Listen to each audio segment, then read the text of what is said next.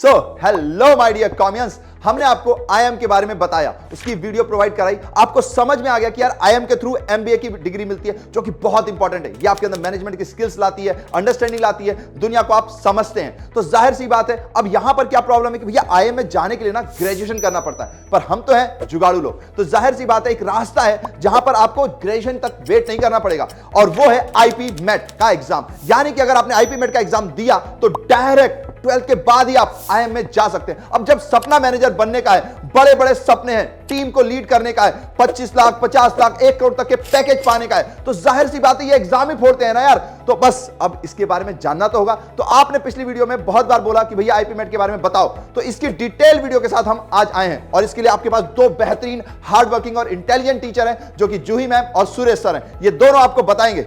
याद रखना, इसमें थोड़ी सी मेहनत लगेगी, लेकिन अगर फोड़ना है तो फोड़ना ही है।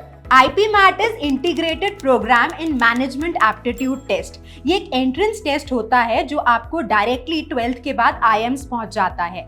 अगर आप किसी भी स्ट्रीम के हो तो आप इस एग्जाम के लिए अपीयर कर सकते हो, यानी कि ये एक स्ट्रीम न्यूट्रल एग्जाम है। या तो आप 12th में हो या 12th अपीयरिंग है तो आप इस एग्जाम को दे सकते हैं। यहाँ पर अगर बहुत सारे IIMs हैं तो हम बात करते हैं कि कौन से IIMs IPMAT का स्कोर एक्सेप्ट करते हैं। तो IPMAT इंदौर इस एग्जाम को कंडक्ट करवाता है, तो इंदौर के scores IIM Indore, of course वो तो आप समझ ही सकते हो, और IIM रांची एक्सेप्ट करते हैं। इसके अलावा IPMAT रोहतक एक अलग एग्जाम होता है जो रोहतक सिर्फ अपने कॉलेज में एंट्रेंस के लिए करवाता है। उसके बाद जिपमैट एक एग्जाम है, JIPMAT, ये नए IIMs जैसे IIM जम्मू और IIM बोधगया इसके स्कोर्स को एक्सेप्ट करते हैं। आप किसी भी स्ट्रीम के हो, आप इस एग्जाम के लिए अपीयर कर सकते हैं, और आपका 12th में 60% आना जरूरी है। बच्चों, इसकी जो मैक्सिमम एज होती है वो फॉर जनरल के लिए होती है 20 इयर्स, बट जो रिजर्व कैटेगरी के लोग हैं उनके लिए 5 इयर्स का रिलैक्सेशन यहाँ पे प्रोवाइड होता है। अगर हम बात करें यहाँ पे इसका एग्जाम कब होता है, तो इसका एग्जाम साल में एक बार एंड ऑफ मई या फिर जून के मिड तक होता है। अगर हम बात करते हैं नंबर ऑफ सीट्स की, नंबर ऑफ सीट्स जैसा अभी मैम ने डिस्कस किया कि हर एक आईएम्स की नंबर ऑफ सीट कितनी होती है, तो अगर हम बात करें आईएम इंदौर की जिसमें नंबर ऑफ सीट होती है आपकी 150, बात करते हैं आईएम रोहतक की जिसकी नंबर ऑफ सीट्स है 180। अभी फिलहाल लास्ट ईयर इसकी 160 थी, अब 20 सीट्स यहाँ पे इंक्रीज हो चुकी हैं। इसके बाद और आगे बढ़ते हैं, अगर हम बात करें यहाँ पे आईएम रांची की जिसकी सीट्स हैं आपकी 120, और अगर हम बात करते हैं जिपमैट के एग्जाम यानी जम्मू एंड बोधगया की, तो बहुत ही गुड न्यूज है आप सभी के लिए, क्योंकि 6 सीट इंक्रीज होकर के total number of seats each हो गई है 126।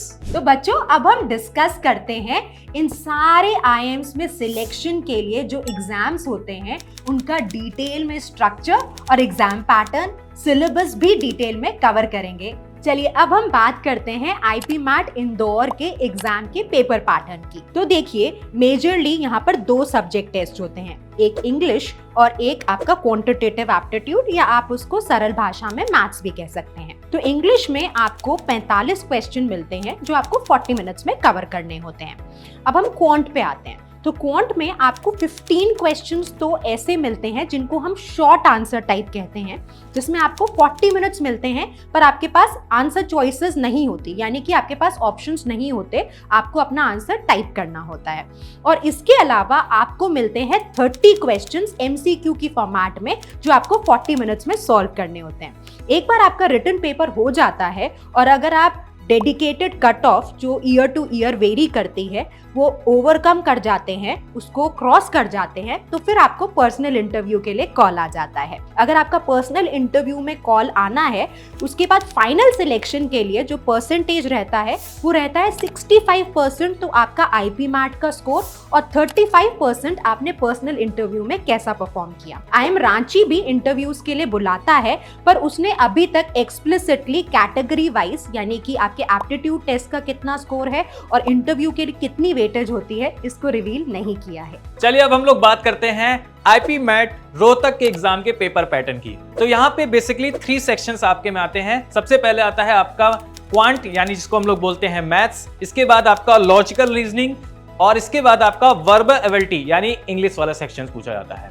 इन तीनों ही सेक्शंस में नंबर ऑफ क्वेश्चंस जो आते हैं वो होता है इस सेक्शंस में आपके 40 क्वेश्चंस, और हर एक में टाइम आपको मिलता है 40 मिनट्स का। जब एक बार आप ये एग्जाम को यानी इस एप्टीट्यूड टेस्ट स्कोर को आप क्वालिफाई कर लेते हैं, देन पर्सनल इंटरव्यू की फिर कॉल आती है। देन उसके बाद पर्सनल इंटरव्यू और आपका एप्टीट्यूड टेस्ट स्कोर दोनों को कंबाइंड होकर के आपका फाइनल जो सिलेक्शन होता है वो आपके मेरिट बेस पे होता है, जिसका जो वेटेज होता है वो आईपी मैट रोहतक के एग्जाम में 45% आपका होता है एप्टीट्यूड टेस्ट स्कोर का, एंड 20% आपका एकेडमिक स्कोर हाई स्कूल्स का होता है यानी 10th क्लास का, एंड 20% आपका इंटरमीडिएट का देखा जाता है, एंड देन 15% होता है आपका पीआई का। तो चलिए अब हम लोग बात कर लेते हैं IIM जम्मू एंड बोधगया की, जिनका एग्जाम होता है थ्रू जिप मैट के द्वारा। तो अगर हम इसके पेपर पैटर्न की बात करें तो इसमें भी 3 सेक्शंस आपके पूछे जाते हैं, like VARC and maths and logical reasoning. अगर इनके ईच सेक्शंस की बात करें में कितने नंबर ऑफ क्वेश्चंस होते हैं, तो वर्बेबिलिटी यानी इंग्लिश वाले सेक्शंस में आपके 34 क्वेश्चंस आते हैं, एंड बाकी दोनों सेक्शंस जो होते हैं उनमें 33 क्वेश्चंस होते हैं। ठीक है, इंडिविजुअली टाइम सभी का यहाँ पे कोई ऐसा फिक्स नहीं है, बट टोटल नंबर ऑफ जो टाइम मिलता है इस एग्जाम के लिए वो मिलता है अप्रॉक्स 150 मिनट्स। ठीक है, देन जैसे ही आप एग्जाम को ये देते हैं, देन उसके बाद इनकी कट ऑफ आती है, देन आपका फिर पीआई राउंड होता है। तो अब आप इतना सब कुछ जान गए हैं आईपी मैट के बारे में, हमने आपको बहुत सारी इंफॉर्मेशन दे दी है, तो आई एम श्योर आप बिल्कुल तैयार हैं आईपी मैट की दमदार तैयारी करने के लिए। तो अगर आप चाहते हैं अगर हम आपके लिए लाएं एक डिटेल्ड वीडियो जिसमें हम सारी स्ट्रैटेजीज को डिस्कस करें, syllabus of every subject discuss करें डिटेल में, do let us know in the comment section.